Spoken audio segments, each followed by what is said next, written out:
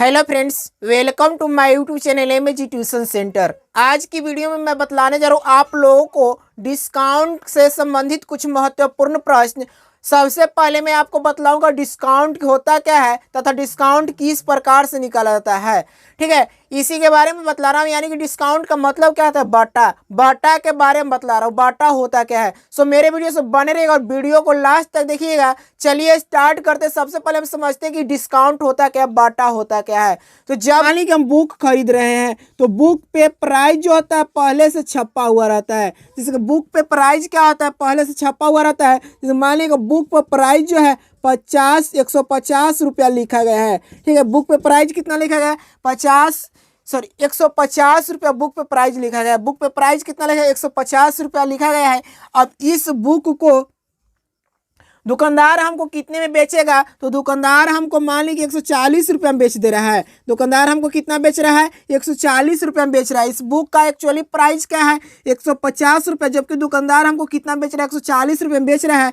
इन दोनों के बीच में कितने का गैपिंग हुआ, तो इन दोनों के बीच में 10 रुपया का गैपिंग होता है। ठीक है, इन दोनों के बीच में कितने रुपया गैपिंग होता है, 10 रुपया का गैपिंग होता है। यही 10 रुपया जो है क्या कहलाएगा, तो बाटा कहलाएगा। यही 10 रुपया क्या कहलाएगा, बाटा कहलाएगा, छूट कहलाएगा, डिस्काउंट कहलाएगा। ठीक है, इस प्रकार से क्या होता है, डिस्काउंट होता है। अब यहाँ पे जो बुक पे प्राइस दिया गया है, इस प्राइस को हम क्या बोलते हैं, तो इस प्राइस को बोलते हैं MRP। ठीक है, MRP यानी कि मैक्सिमम रिटेल प्राइस, या इसको हम बोल सकते हैं अंकित मूल्य।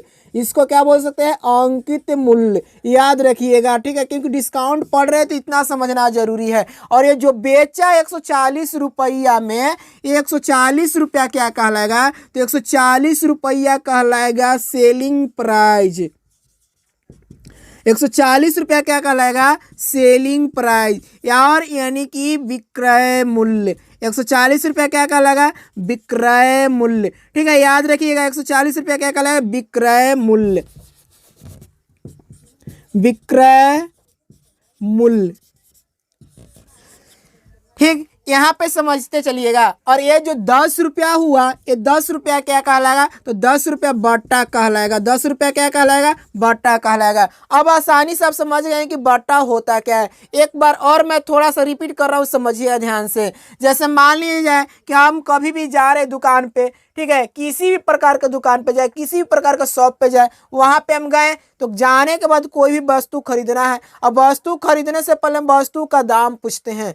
ठीक है, वस्तु का दाम पूछते हैं। वस्तु का दाम जो रहता है वो दुकानदार हमको बतलाता है। हम क्या कहते हैं कि भैया ये वस्तु जो है इतने में हमको दे दो। जैसे मान लीजिए कोई वस्तु है 200 रुपया की है, कोई वस्तु क्या है 200 रुपया की है, 200 रुपया की वस्तु है। अब 200 रुपया क्या कहता है कि मैं इस पे 10% आपको छूट दूंगा। ठीक है, 10% क्या दूंगा, छूट दूंगा। तो 10% छूट दूंगा, उसका मतलब क्या होगा, यानी कि 200 रुपये वस्तु को 10% छूट पर वह कह रहा है कि हम आपको बेचेंगे। सही समझने का प्रयास कीजिएगा। किसी वस्तु का मूल्य क्या है, 200 रुपया है। किसी वस्तु का मूल्य क्या है, 200 रुपया है। और दुकानदार क्या बोलता है, दुकानदार बोलता है कि मैं इसको 10% छूट पर आपको बेचूंगा। अब इसका 10% छूट क्या होगा, उसी को ज्ञात करने के लिए जानना है। जिसकी इसको बेचने के लिए कितना बोला, 10% की छूट पे 10% की क्या कर रहा है, बट्टा दे रहा है, यानी कि छूट दे रहा है। दुकानदार क्या कहता है कि मैं आपको 10% की छूट पे इस वस्तु को आपको बेच दूंगा। अब हमें दुकानदार को कितना पैसा देना पड़ेगा, इसकी गणना करना है। तो कितना पैसा देना है, उसका तरीका क्या होता है, आपको डिस्काउंट पढ़ना पड़ेगा, बट्टा पढ़ना पड़ेगा। चलिए इसको कैसे हम बताएंगे कि कितना पैसा देना पड़ेगा। तो सबसे पहले हम क्या करते हैं, लिखेंगे 200 का कितना परसेंट डिस्काउंट दे रहा है, 10% डिस्काउंट दे रहा है। इस प्रकार से हम लिखेंगे। यहाँ पे लिखेंगे 200 और का मतलब क्या होता है, गुणा, और 10% का मतलब प्रतिशत। यदि पढ़ेंगे तो प्रतिशत हटाने के लिए क्या किया जाता है, 100 से भाग दिया जाता है। यहाँ पे 100 से भाग दिए, यहाँ पे काट देंगे, 2 0 से 2 0 कट गया, बच गया कितना, तो बच गया यहाँ पे 2 गुणे 10। और 2 गुणे 10 का मतलब क्या हुआ, 20। यानी कि 20 रुपया का क्या कर रहा है, छूट मिल रहा है हमें। 20 रुपया क्या मिल रहा है, ये छूट मिल रहा है। छूट कितना रुपया का मिला, 20 रुपया का। ठीक है, ये छूट मिला 20 रुपया का। जब छूट 20 रुपया का मिला तो सामान हमको कितना मिलेगा, तो हम क्या करेंगे 200 रुपया में से हम क्या करते हैं 20 रुपया घटा देते हैं। 200 रुपये में से क्या करेंगे 20 रुपया घटा देंगे। अब इसका कितना रुपया दाम आ जाएगा, तो 180 रुपया। यानी कि हम वस्तु कितना में खरीदे, तो 180 रुपये में वस्तु खरीदे। इस प्रकार से हम क्या करते हैं प्रश्न को हल करते हैं। अब मैं इन्हीं को प्रश्न के माध्यम से हल करके बतला रहा हूं। यदि वीडियो अच्छा लगा है तो लाइक करिएगा, शेयर करिएगा, ठीक है। और वीडियो शेयर करने से क्या होगा, मुझे सपोर्ट मिलेगा और मैं अधिक और वीडियो बनाऊंगा। जैसे कि यहाँ पे प्रश्न लिखा गया है कि 6790 रुपया अंकित मूल्य के वस्तु पर, ठीक है, 6790 रुपया के अंकित मूल्य के वस्तु पर 10% बाटा दिया जाता है। ठीक है, कितना बाटा दिया जा रहा है, 10% बाटा दिया जा रहा है, तो कितना बाटा मिलेगा और वह वस्तु कितने में उपलब्ध होगी, ये दोनों चीज आपको ज्ञात करना है, गणना करना है। तो दोनों चीज गणना करने के लिए सबसे पहले समझिएगा ध्यान से।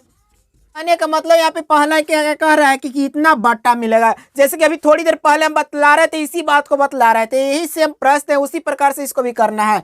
कितना रुपया दिया गया दाम, तो 6790 रुपया दिया गया दाम। इस पे कितना परसेंट का बाटा मिल रहा है, तो बाटा जो मिल रहा है, ठीक है, बाटा कितना का मिल रहा है, 10% का मिल रहा है। यानी कि यहाँ पे क्या करेंगे 6790 का 10% कर देंगे। ठीक है, 6790 का क्या करेंगे 10% करेंगे, 6790 का 10% निकालेंगे। चलिए निकालिए, इसको कितना माना जाएगा, 6790 गुने क्या करेंगे 10/100। ठीक है, 10 क्या करेंगे 100, यहाँ पे प्रतिशत हटाने के लिए 100 कर दिए, काट दिए, 1 0 से 1 0 यहाँ पे कट जाएगा, 1 0 से 1 0 यहाँ पे कट जाएगा। यानी कितना है 679 रुपया। 679 रुपया क्या गया, इस पे बट्टा मिला। ठीक है, पहला प्रश्न का आंसर यहीं पे क्लियर होगा कि कितना बट्टा मिला, तो 679 रुपये बट्टा मिला। लेकिन वह वस्तु कितने में उपलब्ध होगी, तो अंकित मूल्य में से बाटा मूल्य घटा दीजिए। वह वस्तु का कितने में उपलब्ध होगी, तो उपलब्ध वस्तु का मूल्य बराबर उपलब्ध